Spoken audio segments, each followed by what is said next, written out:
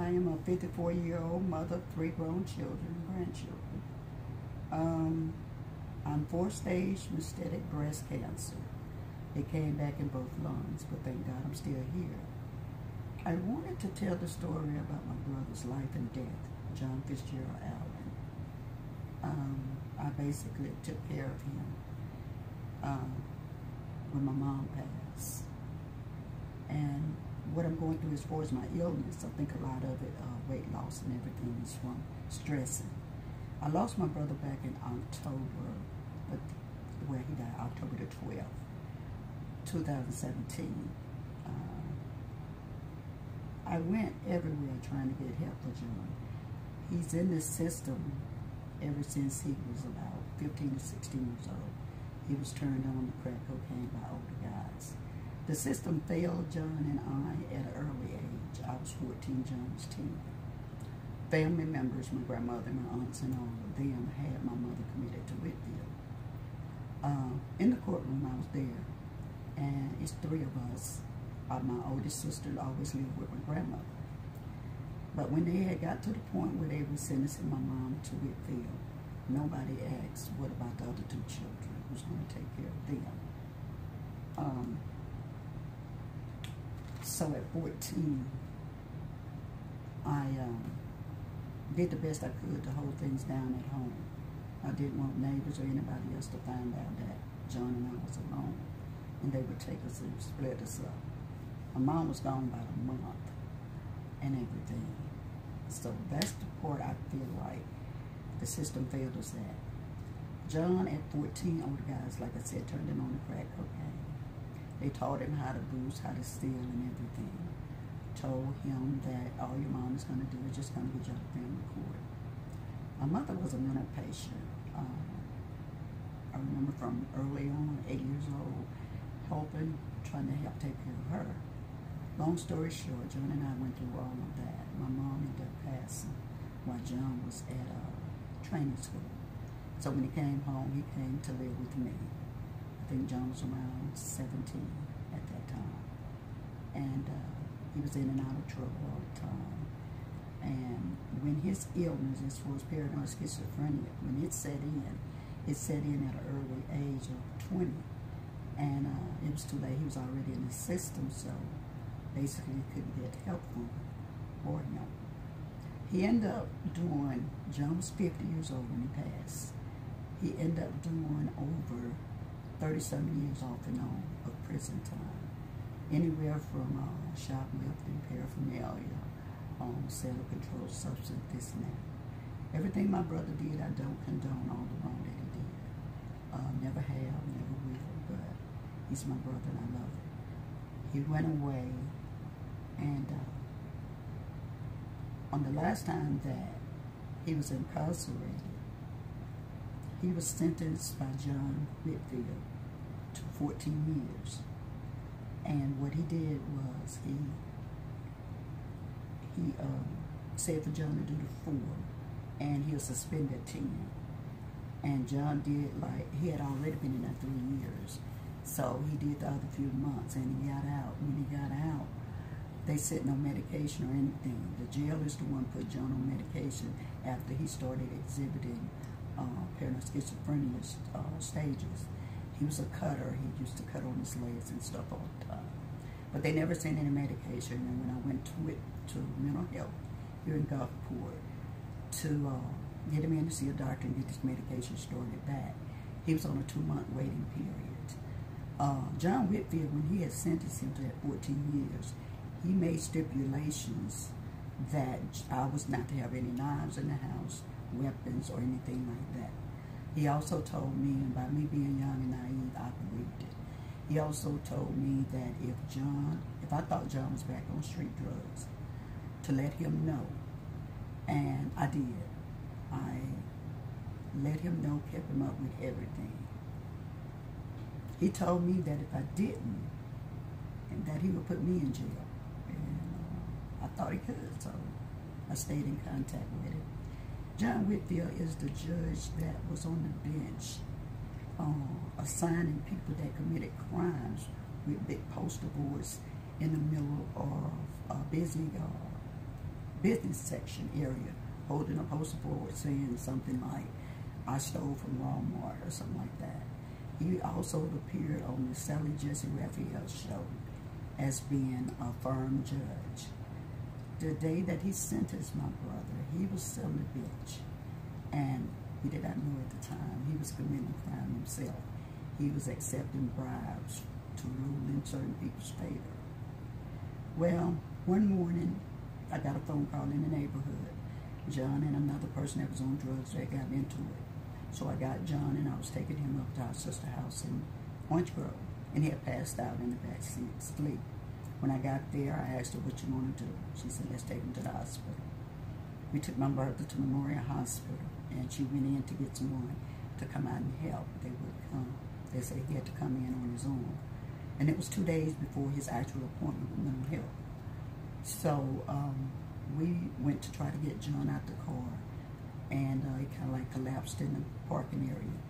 And a white lady saw us, and she said, "Don't move him, I'll be right back." She went back into the ER section and came back. They all come running then to help. The security man there, I'm not going to name his name, he told us to file a complaint with the hospital, which we didn't. Once my brother was in there, he was full of street drugs, and when they found out what type of medication he was supposed to be on, they had no problem giving it to him. He became combative in there, and looking at his demeanor, knew he probably was an ex-con or something like that. Anyway, we was out there a long time, and the next thing I know, my brother was walking out, could barely walk. He was about this big, in shackles around his ankle, waist, and handcuffs on his hands. The next morning, they took him to court. I went in Judge Whitfield's chamber that morning before court started. He stood close to me, face to face. He said, "Leslie, go sit in the courtroom. I'm going to get your brother some help." So I went to the courtroom. They brought John in. Nobody had a chance to say anything. John Whitfield looked at John and said, 10 years, day for day, and get him out of here. My brother didn't even know he was in the world. He stumbled. John Whitfield looked at him and said, "Don't even think about coming up here." He wasn't stumbling because of that. He had no idea he was even in the world. My brother called me 2 or 3 weeks after from prison. He said, "Leslie," he said, "do I have 10 years?" I said, "Yeah, John, you got 10 years." He did those 10 years. This time they did send me medication home with it, vitamin to mental health and everything like that. That was an episode he had out here in the neighborhood where medics had to be called, and Chief Allen Weatherford was chief at that time. And that's when Chief first came in contact with John. Excuse me. Anyway, it started from there, and I talked with Chief for a while and everything. And after a little while, we had words, because he told me that John was a nuisance to society, and that did make me angry. And he told me how many people he had going up and down 49 that was ill, and how many sleeping in the park. And I told him, "I'll pray for them. Right now, I'm concerned about this one. This is my brother. You say he's a nuisance, but he's my brother. I love him." After that, Chief Weatherford and I became real close friends. I could call him at any time. They was picking John up for everything, single thing out here in the neighborhood. He had accumulated over $5,000 and some dollars in fines. People in the neighborhood, even business owners, told me that I need to make an appointment with the chief, because every time I turn around, or we turn around, we see the police with your brother on the ground or something like that. So I did. They was picking John up for every little thing. I can't believe one of the things, and I have the picture here somewhere, where they picked him up one day, the same day I had that meeting scheduled with Chief Weatherford. Me and John was supposed to go together.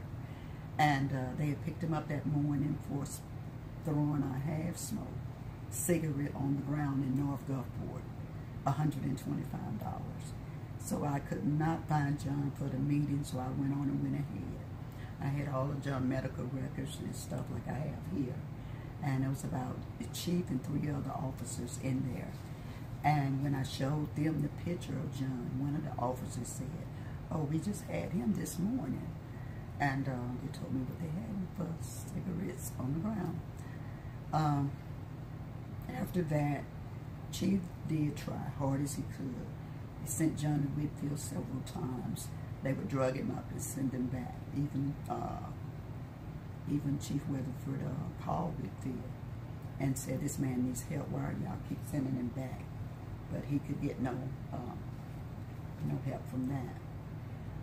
But as time went on, all the fines accumulated, all the shoplifting accumulated.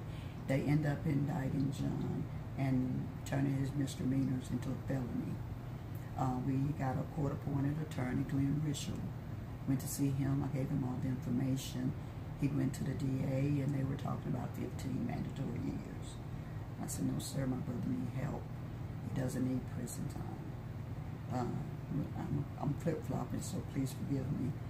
When John was locked up during those 10 years Whitfield gave him, I called up there to check on him, and one of the officers up there in Parchment, a female, told me that when the doors popped open, John came running through the doors naked. My brother went through a lot. From that point on, the church I was at, my pastor knew the pastor at Parchment, and he called him for me. They got John and put him in an area by himself. And the chaplain up there went to check on him for me. At that time is when they moved him down to East Mississippi Correctional Facility. That's where they sent him when they're on medication and stuff. Back to Chief Weatherford. Even a lot of the officers out here knew John, knew he was sick and everything, and they did everything they could to help me. Officer Garcia, Tony Ines, Officer Gibbons, just to name a few. They did. They did try to help. And anyway, when John was at East Mississippi Correctional Facility, I got letters and phone calls from inmates telling me I need to call MDOC, that they was giving my brother shots every day, sometimes twice a day. So I contacted MDOC on a daily basis and everything. I'm trying to see if I can find my glasses. At the end, I'm going to show you some pictures of John. But when I got these pictures and statements from the inmates, I called up there. This is just the way it printed out. I'm sorry if you can't see it. And look, just keep in mind the pictures I'm showing you now. And this is the real picture of my brother, John Allen. Okay, and Christopher Epps told me that they would go over to East Mississippi Correctional Facility and check on John. I kept calling and calling, then they finally told me they did and said that he was fine. I knew he wasn't fine because I had these pictures and I had statements from the other inmates. When John was released in May of 2016, this is what my brother looked like. They sentenced him again to 7 mandatory years when Rishel was going to agree to 15 mandatory years. He waited and got John in front of the judge, and I saw when he whispered to him, because John does what people tell him to do, good or bad. And I told John to plead not guilty and stick with it, with everything that we had, trying to get him help. But this is the picture of 12th month, the 1st of 2015 at East Mississippi Correctional Facility. 1 year later, 4th month, 2014. Now, this is earlier. This is later. My brother looked like a skeleton. They were starving him up there, and they were shooting him up with shots. And some of the inmates said that they let him lay, after he cut himself, let him lay in his blood for hours before they came to see about him. This is a picture of John when he was a little boy. And this is a picture of John when people on the streets was beating him. I even kept clothing and everything. Everything dealing with my brother. I take notes, dates, time, and names. So I have all the information. I need help. I have went to WLOX here in Gulfport 2 or 3 times. I've went to WXV here in Gulfport 2 or 3 times. I've tried to get an appointment with Chief Weatherford. This is a good picture when he was home. And my brother's been dead now 7 months. And I haven't got a phone call back from the chief office scheduling an appointment. I call internal affairs. I haven't gotten a call back from them scheduling any appointment. They found John's body on October the 13th of last year, 2017. The liquor store man said he was walking his dog, and he saw a shoe. He said, somebody lost a perfectly good shoe. This is the statement he made to me. And he said as it went on, he saw a leg sticking up out the ditch. And he said he could look at the body and tell that the person was deceased. John had to go back to court. He was sentenced to 180 days on shoplifting charges. He was in jail, for 2 months. Opportunity came where I could get John help. It's at CSU, Crisis Stabilization Unit. I had talked with the lady, Miss Hazel, off and on for 2 to 3 months. She said she would call me back and let me know when a bed was available. She never did, because John became a threat to himself and others. So I called her back while John was in jail. And she said I had to come over and update the paperwork. I did that. I did everything in order like I was supposed to. I went and updated the paper. She added more stuff to it from what I told her John was doing in jail. In jail, they had John in lockdown. No phone calls, no visitations, no canteen privileges. Okay. He was supposed to go back to court October the 11th, which he did. I called Miss Hazel at CSU on the 10th of that day. And I asked her, was the bed still available? Because she said John would be the next one in line. She said yes. I said, oh, good, because John go to court tomorrow. And I noticed how she started trying to come up with excuses then. But I just let it go and went to court that day. And I had been asking CSU, Miss Hazel, for the paperwork showing that I had signed for John to be committed. Because the DA the prosecutor wanted to see those papers. And I told her the prosecutor did. She never would give them to me. She said she couldn't. But anyway, the prosecutor and the judge got together and tried to get John help. Prosecutor Kirk Clark, he said against his better judgment, he's going to go along with the recommendation that John be transported to CSU. That's what the paperwork was supposed to say. I have that paperwork. It doesn't say transfer. It said that he was released to go to CSU. Okay, I picked John up at 9-something that night. And that was on a Wednesday, on the 11th. CSU closed. The next morning, I got up to take care of John's business. And I had him clean the yard and different stuff like that. I called Miss Hazel. And I said, Miss Hazel, it was about 10-something that morning. I said, Miss Hazel, I said, John is here. I'm going to bring him over so he could be checked in. She said, no, you can't do that, can't do that. The judge may say he hasn't been out of jail long enough to exhibit certain behaviors. I'm like, what? I said, what judge, Miss Hazel, what court do we have to go to? I can't tell you the judge's name and this and that. I said, Miss Hazel, I just asked what court, because we just went to municipal court yesterday. They dropped all charges against my brother for him to go get help. Just Hazel said what the judge may say. And we hung up. I called my brother to me and I said, John, do you want help? He said, yes. I had him to clean up the backyard and I told Miss Hazel, I'm seeing John exhibiting certain behaviors as we speak. I took pictures of the backyard where he was supposed to clean and stuff was scattered everywhere.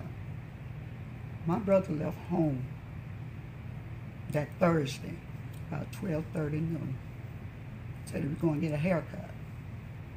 That was the last time I saw him. Troy Johnson said that he picked John up at the corner of my house. He said John wasn't high or anything. He dropped him off. He rode around with him for a while and dropped him off. But as that day went on and that night John never came home, I started calling the jail to see if he was there. They said no. 12 midnight, I woke up and I could not go back to sleep. We usually go visit my uncle on his days from the Alice's. And so 4 o'clock in the morning, I went to my uncle's house. I'm on this end of the highway, passed up my brother's body, not knowing he was in a ditch on the other end.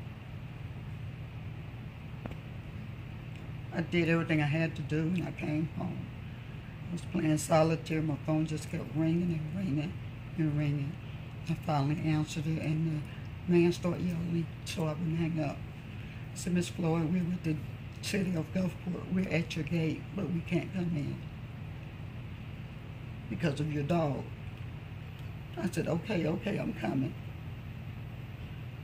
I thought maybe they were coming to tell me that John had been arrested again.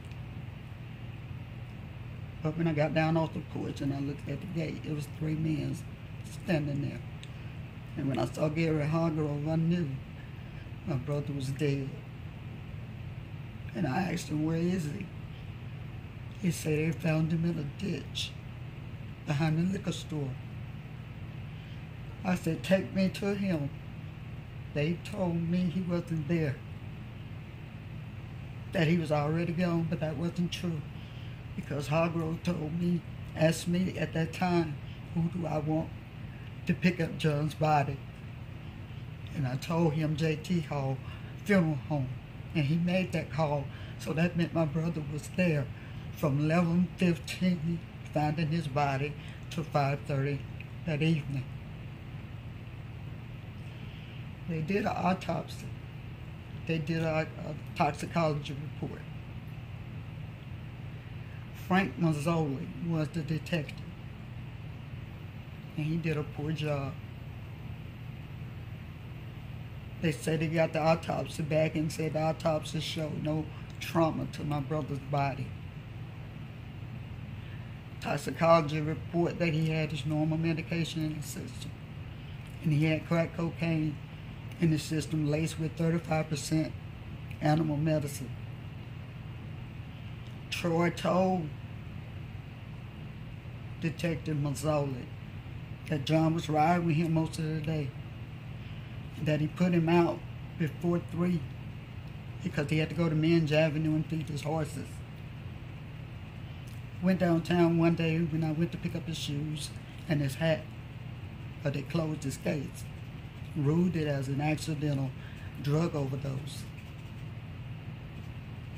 Officer Ford came out to talk to me, and he said he'd been in drug enforcement for 10 years.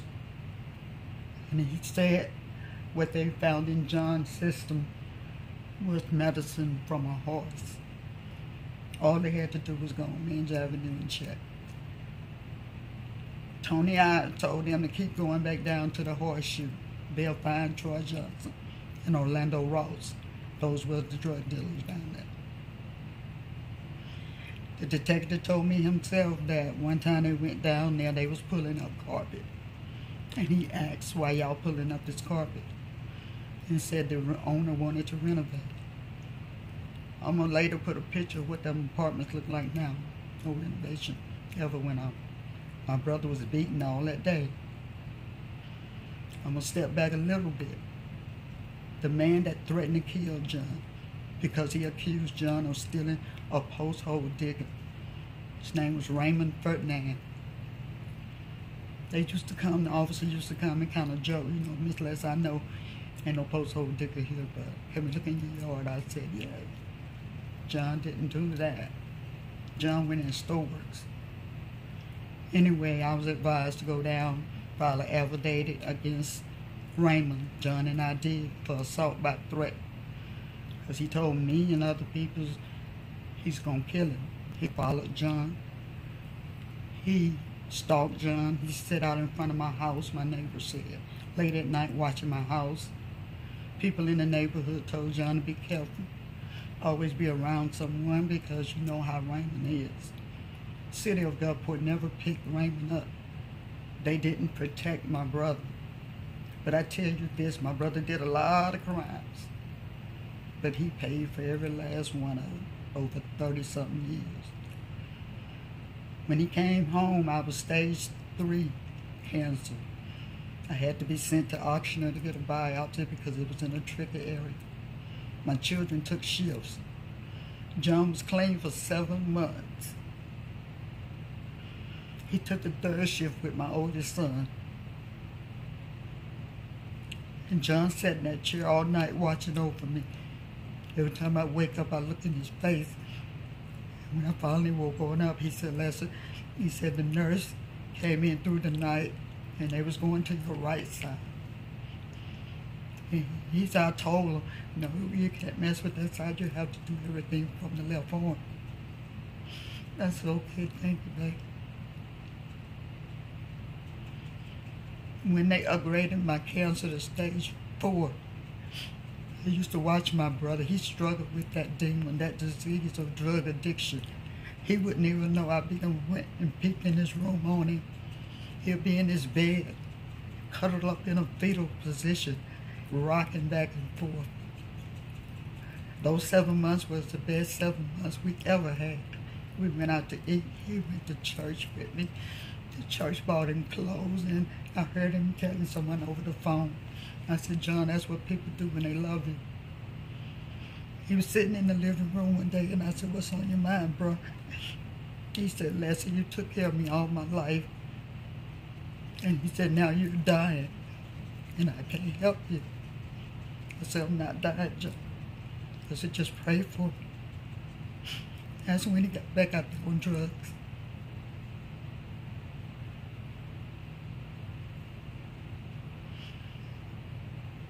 I'm going to show. This is John when he was 7 months clean. He had got his weight back and everything.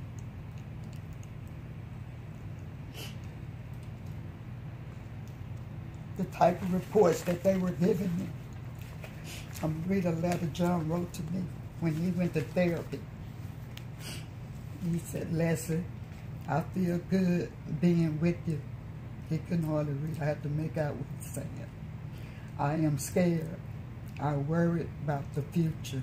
I am sorry about waking you up and making you worry. I thank you for taking care of me. I love you very much. From John.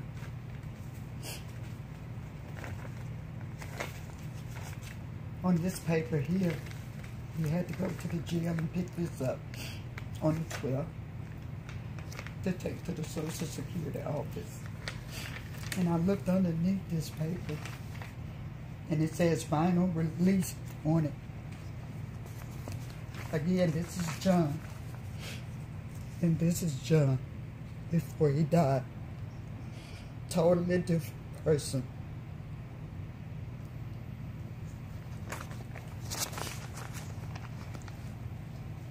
Also, there's stuff going on with CSU. East Mississippi Correctional Facility. They've been in the paper for quite a time for the treatment, inhumane treatment that they were doing to inmates. And one of those inmates was my brother John. I called and called trying to get a copy of John's death certificate, copy of the toxicology report. When I went to pick up his shoes and hat, this is what they gave me. This is the report. It doesn't go into detail about nothing the detective said to me.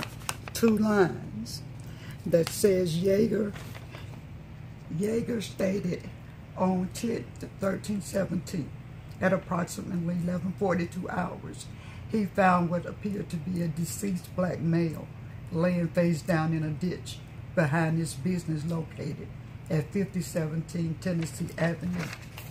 That's all they gave me. They also, I forgot, they had a witness to come forward. The person came to my house because I stopped people from coming. If they come tell me something, I said, don't come and tell me nothing unless you're ready to talk to the detective. This person showed up. I forgot this person was coming.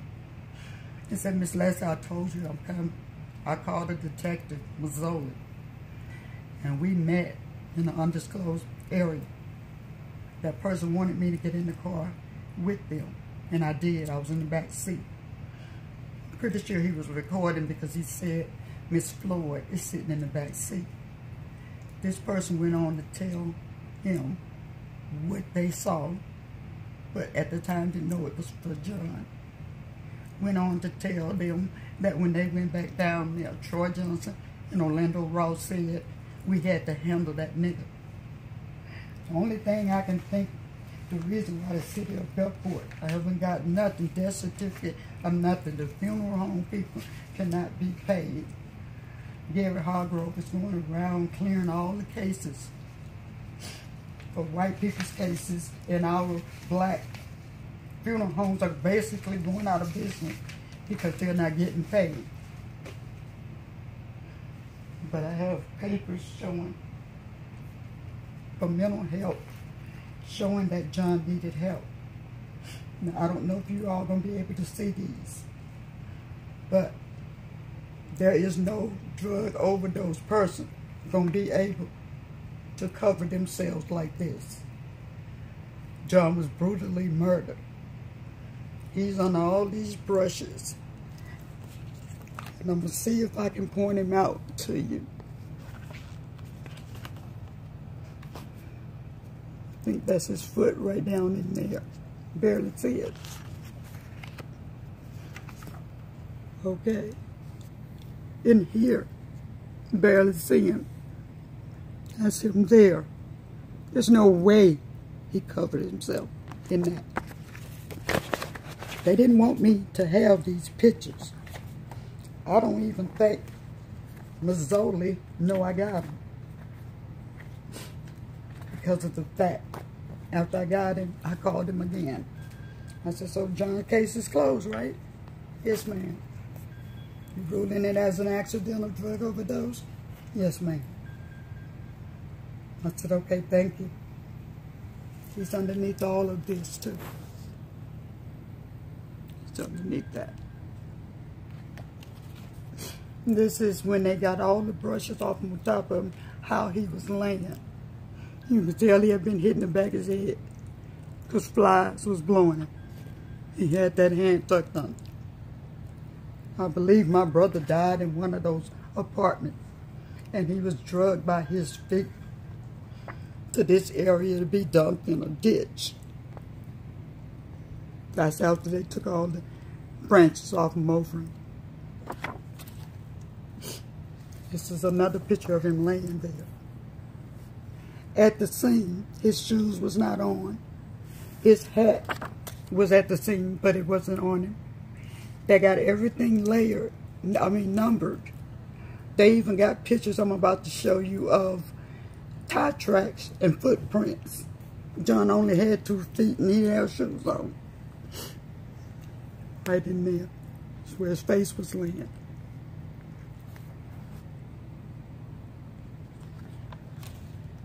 And they said no trauma to his body. I found out later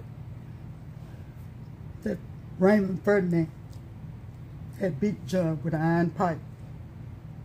Before all this happened, when my brother was alive, if the city of Gulfport would have arrested Raymond or did something, I don't know. But I know little young Officer Payne, John told me. I don't know if somebody in the neighborhood called or what. But 2 officers saw Raymond running my brother with an object in his hand. The police stopped them both. John ain't gonna fight nobody. He don't hit nobody. I said, John, what did they say? He said, Leslie, they only said, when are we gonna stop this? I'm sorry, my mouth get dry from the medication. But this is them turning my brother over to put him in the body bag. Look at the front of his legs, his clothing, his knees, his skin up. He was drugged, his feet was crossed. He was drugged on his stomach. This is John. His right arm appears to be broken. And I don't think he was quite dead, because rigor mortis has set in. And it's like he gripped the ground. Dirt and grass is still in his hand. And they say this is no trauma. And this is him.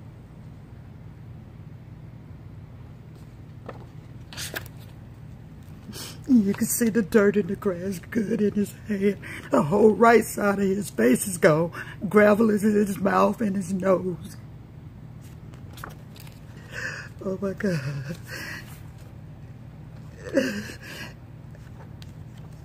Cancer, if I don't get some help, cancer is not going to be the thing that take me out. It's the stress and stuff that these people have allowed other people to go. There are people in jail that don't need to be there. They need mental help. It's just a revolving door.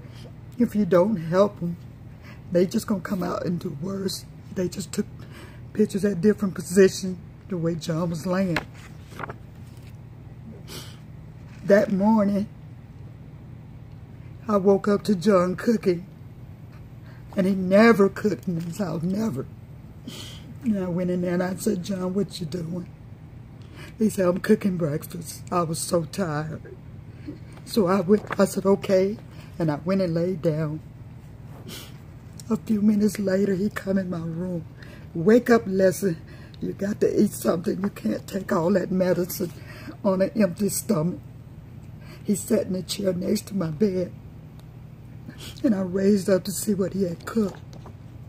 He scrambled some eggs, patty sausage, light bread, and syrup.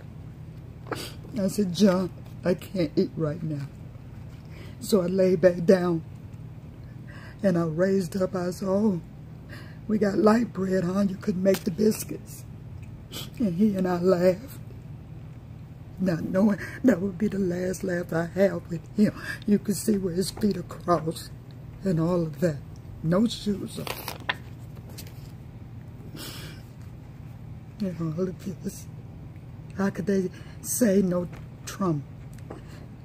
Either they, I don't know what they're thinking, why they're hiding, what are they hiding? For them, they look at John as a nobody. I'll never forget what Judge Clark said that Wednesday. He said, John Allen, you have become a thorn in the city of Gulfport eyes. Yes, my brother's whole face is gone. Look at the dirt and the grass in his hand. I can't get no help here. I don't want nobody else to have to go through this. These are tire tracks. City of Gulfport took these pictures. And I just don't know. This 5-track coming off the main street.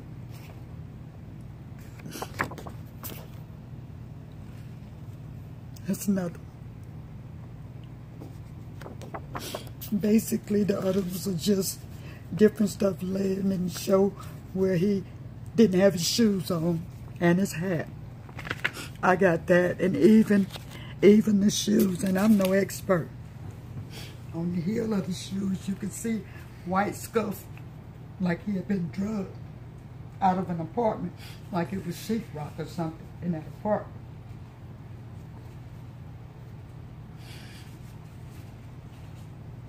There's no way I'm going to get anybody here to see their Gulfport to hear my story or let them know about John. He was a good person. That morning we went to the Social Security office. He came in there. He said, "Leslie, you know what I just did?" I said, "What, John?" He said, "I just blessed 2 little girls." I said, "Oh, you did?" I said, "What you do?" He said, "I gave them $1 apiece." I said, "That's good, John." He always made us laugh and stuff like that. But I'm trying to make sure I got all the pictures and stuff. I got statements showing where he was found to be sent to Whitfield. If there's anybody out there that can help me, I went to the director. That's what I forgot to. I went to the director right before the holidays after John died. And I gave her every notation that I had with Hazel.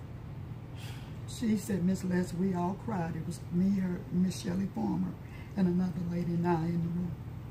And we all cried. And she said, "Miss Leslie, let us investigate it." So after the new year, I called Miss Farmer back. And she told me that they had fired the executive of CSU. I didn't know the executive of CSU. I was only dealing with Hazel. She was the intake lady. She said they reprimanded Miss Hazel. I have tried since then to get in touch with Miss Farmer, but she won't return my calls. Now, John Whitfield is teaming up with Leonard Prepania, the chief of police now, going from place to place talking about mentally ill people in jail need help and stuff. I guess trying to justify, but you one person too late. My brother's gone. I see Miss Farmer and all of them on TV. You know, they're showing CSU. They're saying how they need a bigger building, more beds, this and that. My brother had a bed available for him. Had I taken him in when I got off that phone, he may be still here today. I don't know. But when we were in the car with the detective Mozzoli, the person started talking about their family member death and death certificate. And he treated that individual with more respect than me. I said, that's what I was trying to do, is get help for my brother. He turned and looked at me in the back seat, and he said, "Your brother was getting help. For 5 months he was in jail." I said, "No, sir." I said, "He was in jail 2 months. And I said, if you call no canteen privileges, no visitations, no phone privileges, if you call that help, I call it punishment." I got another cousin over there. They were next door to each other, John and Melvin Dwayne Keys. And they shackles him down. He'd been lost and locked away from people for 4 years. I gave my aunt, which is his grandmother, she's 82, the number to the warden over there. He didn't even have sense enough to fill out a visitation forms or anything. And when I gave her that number, she called over there. Thank God they allowed her to see her grandson. He stands about 7 feet tall, and he was shackled down and stuff on the other side of the glass. She said, "Leslie, he jumped and jumped and jumped. He was so glad to see me." So I do thank God for that. But my brother didn't have to die that senseless death. He didn't have to be beat to death. I was told he ran all the time from Raymond. And he asked people that day to help him, but nobody helped him. I was on the interstate about a month ago, coming from Biloxi, and passed up a real bad accident on the other side. I said, "Oh Lord," I said, "somebody had a bad accident. I pray everybody's okay." I said, "But thank God I went." And I did, because traffic was backed up a long way. About 10-something that night, I got a phone call. They were telling me that Raymond Burgundy had an accident and was killed. The Bible says, vengeance is mine, said the Lord.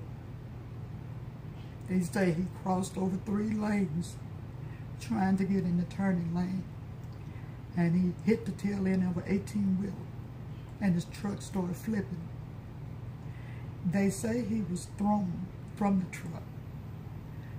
On the streets, they say, head went one way, body went another way.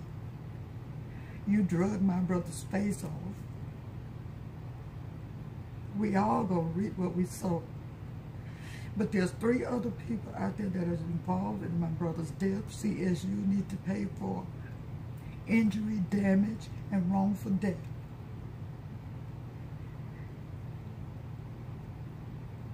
If one person that has been through what I've been through, if testimony would help just one person, that would be enough for me. But I don't think these people should get away. And since they would not allow me to tell my story here in Gulfport, that's why I was forced to go to YouTube, Facebook, and whatever else I can. Everybody else, so many people has passed since June. And I watch the news and I see these people on TV talking about their loved ones and everything like that. I've never been given that opportunity.